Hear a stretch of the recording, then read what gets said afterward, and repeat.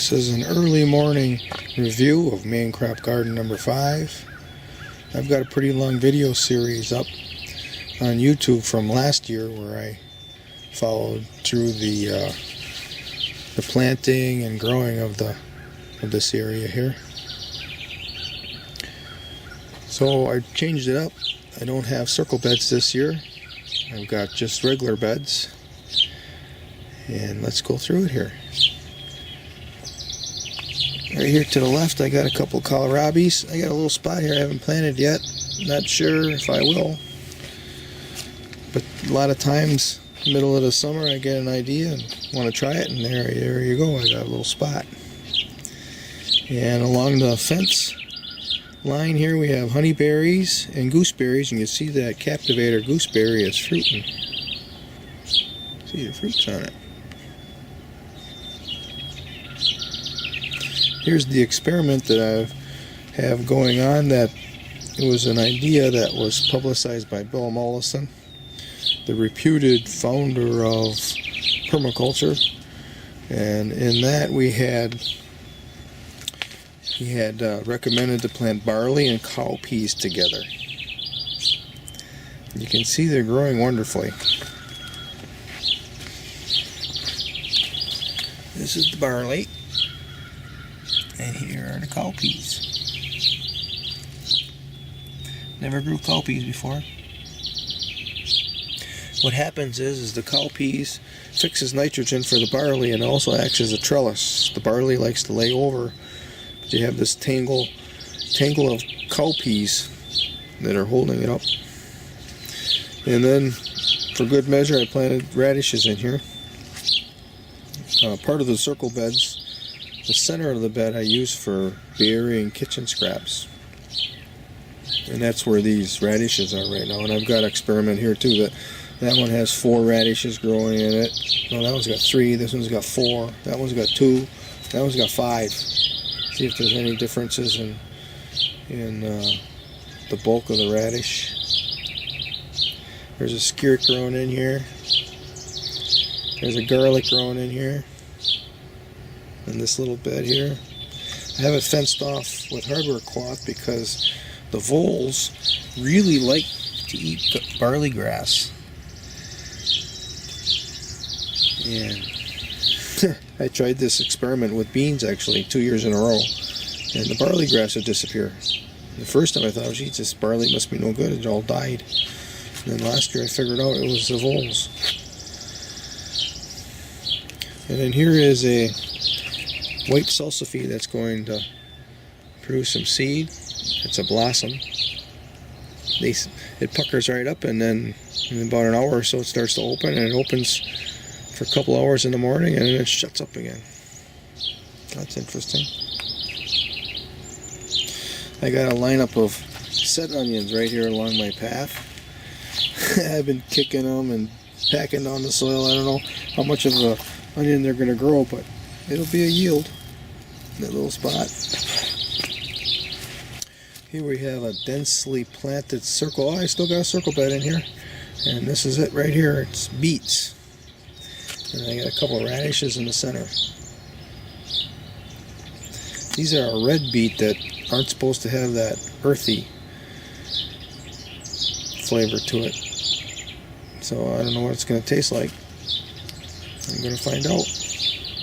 This is a Juneberry. I actually transplanted this Juneberry in here after it had set berries. And you should all know that it has dropped its berries.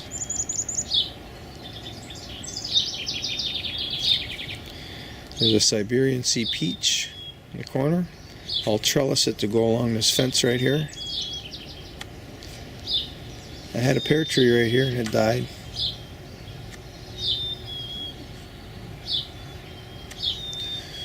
May apples, that's the really big leaves.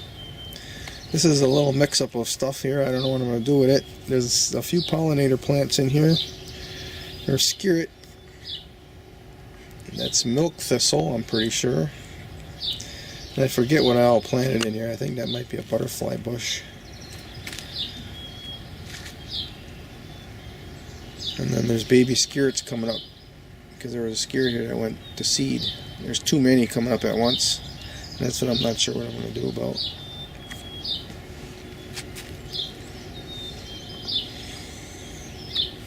Another pollinator plant.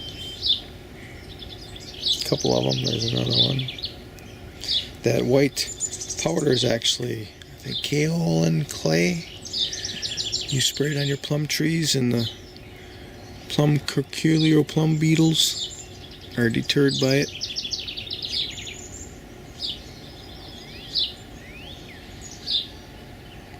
These are azaroli trees, or azarol trees. I don't even know how to pronounce it. Never heard anybody say the word. This one did not fruit this year, but its sister did. Look at that. We're going to try that for the first time this year. Right here in main crop garden number 5. Another skirret. I like thistles. I like that kind of thistle. Goldfinch like to eat the seeds. Something I didn't even mention last year, I don't think. I got a red beauty kiwi growing in here too. There's the leaves right there.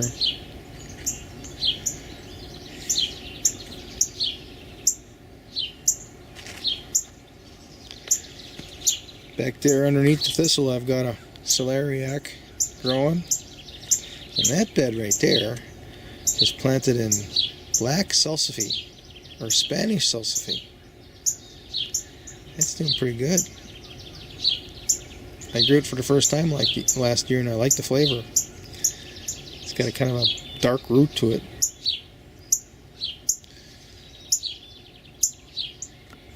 I scared off our mama cardinal. Now she's chirping at me. Okay, and then the next bed is those large leaves. Those are parsnips.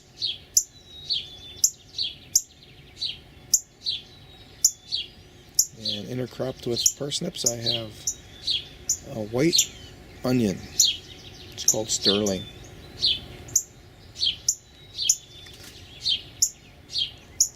A couple of nice skirret plants. I've got them tied up so that they don't sprawl out and shade out the parsnips and the onions. And if you can see, I got here, you can see the string right there. Just some baling twine. I found out this spring I had a skirret plant up north where there's a lot of deer, and that thing was I had a little bitty cage over the top of it, so I couldn't eat it right to the ground. They could grow about 12 inches, and then after that, deer could eat them. And the deer ate those skirret plants and ate it all summer long. And then this spring, when I went to transplant, I was surprised that I grew some pretty good roots. So I'm not going to let these go to seed, so I don't have to deal with all the little babies. I'll just keep cutting off after the blossoms. I'll let the blossoms happen for a little bit for the pollinators, and then I'll just cut them off. I won't let it go to seed. And then the next bed here, we have an intercrop of white salsify. That's those little grasses. And radishes. And I've been chomping on those radishes. I'm going to take some more this morning. And this is a way we can utilize this bed while we're growing out the white salsify. So we're getting 2 crops out of this bed. And it's performed wonderfully thus far. The jury is still out yet as to what kind of roots I'm going to get with the white salsify. But the roots of the white salsify go deep, and I have lots of topsoil here now. There's 1.5 feet of topsoil right here. And if I keep longer fingernails, I could dig that far with my hand. So that's how arable it is. I've got another crop of radishes here. So this one here is not quite yet bulbing up. The idea is when these are finished, I'm not running out of radishes. I got another batch coming. Got a few carrots intercropped in with this too. I plan on harvesting those really early, and then we'll figure out what we're going to put in here next. This little spot.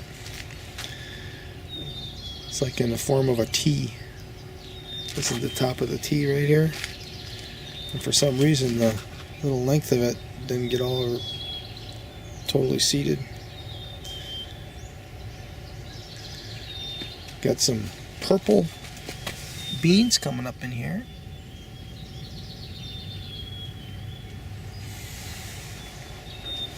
These little cages here.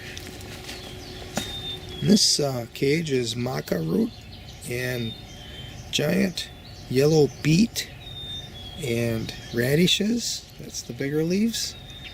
And there's some baby asparagus coming up in there. Barely see it there.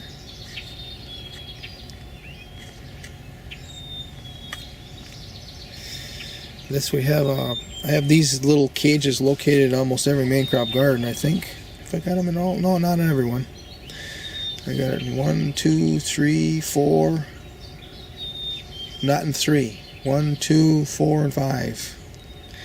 And this is main crop 5, and this is an intercrop of peas and potatoes.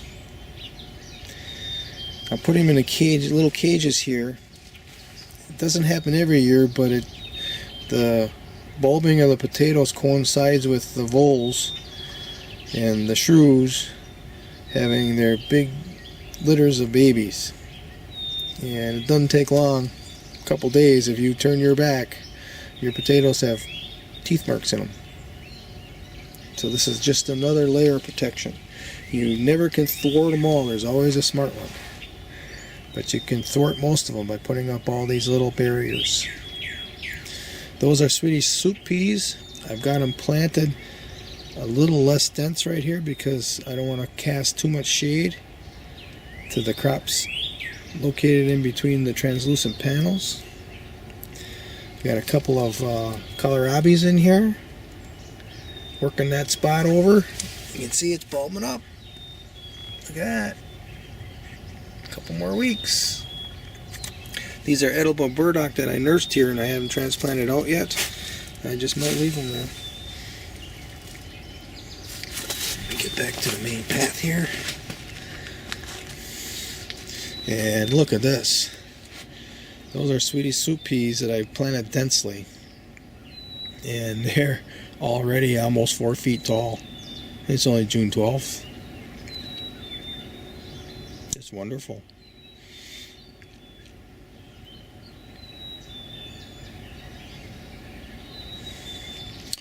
I have a Swiss chard right here at the doorway entrance.